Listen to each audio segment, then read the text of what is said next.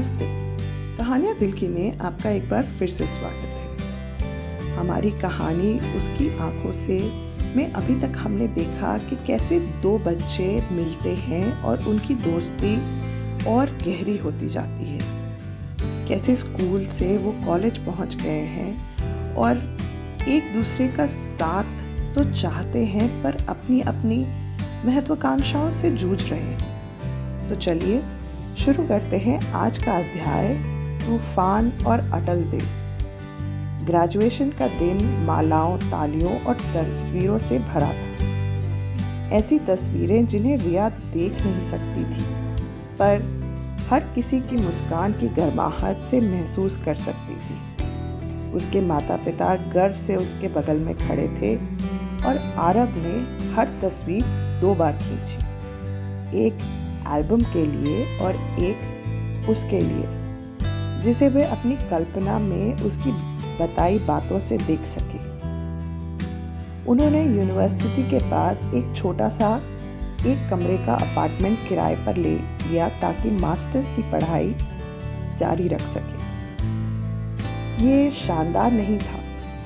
दीवारों की उखड़ी हुई पेंट, एक चरमराती छत का पंखा, एक बालकनी जो भीड़ भाड़ वाली गली में खुलती थी, लेकिन वो उनका सपना था। रात को वे साथ में साधारण खाना बनाते। आरव सब्जियां काटता और रिया स्टोव पर दाल हिलाती। चावल उबलकर बाहर निकल जाता तो हंसी के ठहाके गूंज जाते। वे एक दूसरे को चिढ़ाते कि कौन ज्यादा खर्राटे लेता है, और लेक्चर, पार्ट टाइम जॉब्स के बीच घर के काम बांटना सीख गए थे। लेकिन जिंदगी इतनी आसान नहीं थी।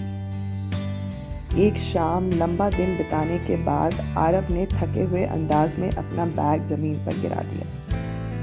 तुम देर से आए, रिया ने कहा। बिस्तर पर पालथी मारकर बैठी थी और उसकी गोद में लैपटॉप रखा था। काउंसलिंग सेंटर में एक्स्ट्रा काम था, आरव ने टाई ढीली करते हुए बुदबुदाया। एक और वर्कशॉप, बच्चों के बिहेवियर असेसमेंट पर। रिया ने सर तिरछा किया। ये अच्छा अनुभव है।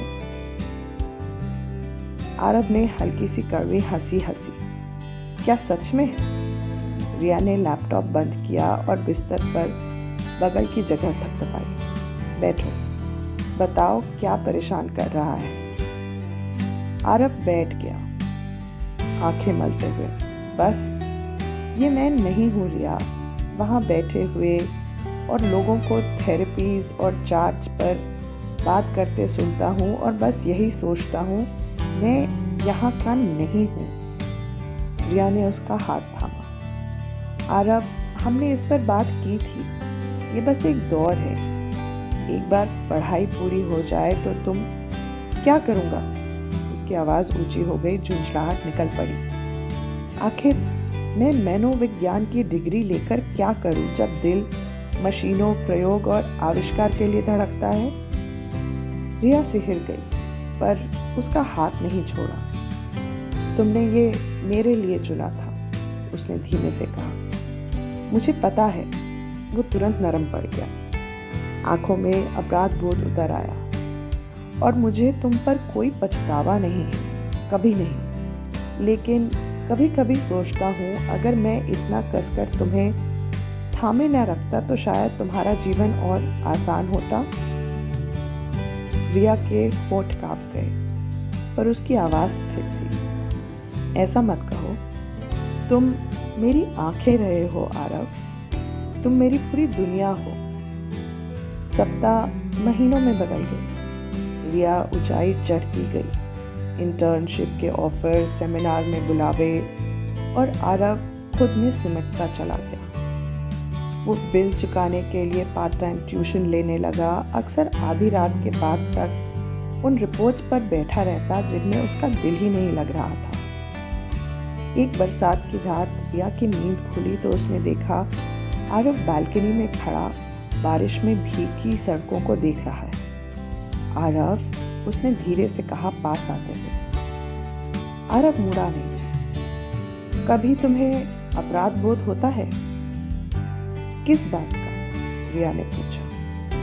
इस बात का कि तुम खुश हो जबकि जिसे तुम प्यार करती हो वो फंसा हुआ है, उसने धीरे से कहा।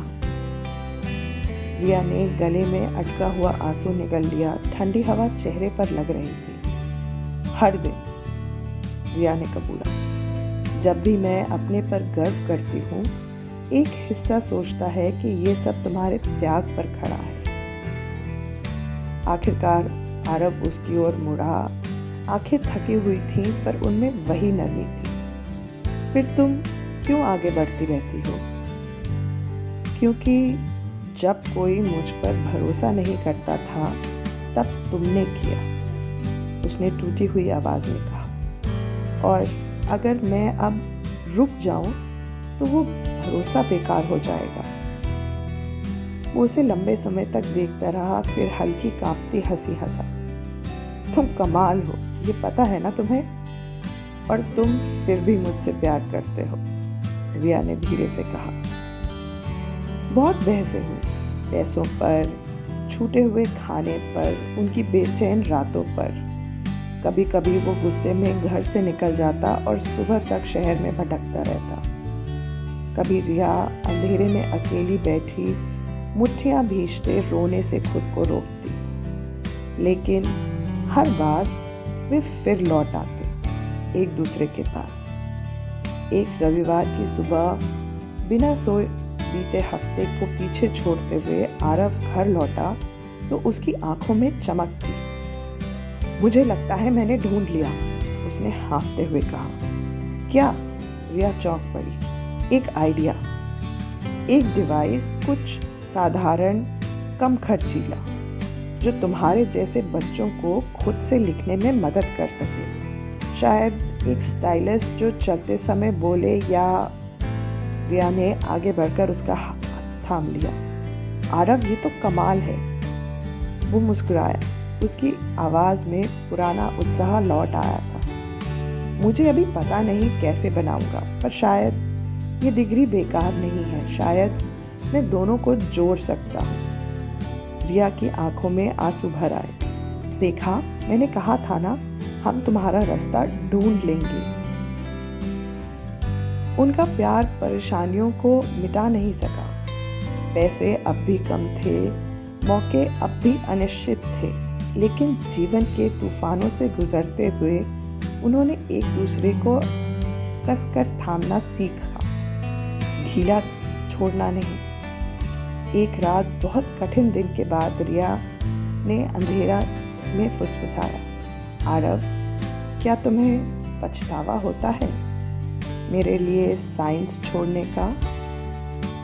आरव उसकी ओर मुड़ा, उसके बालों की लट कान के पीछे की।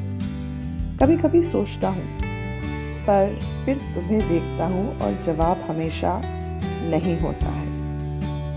खिड़की के बाहर झिलमिलाती स्ट्रीट लाइट में रिया ने आंसुओं के बीच मुस्कुराया। तो हम चलते रहेंगे साथ में हमेशा, आरव ने कहा उसे अपनी बाहों में भरते हुए।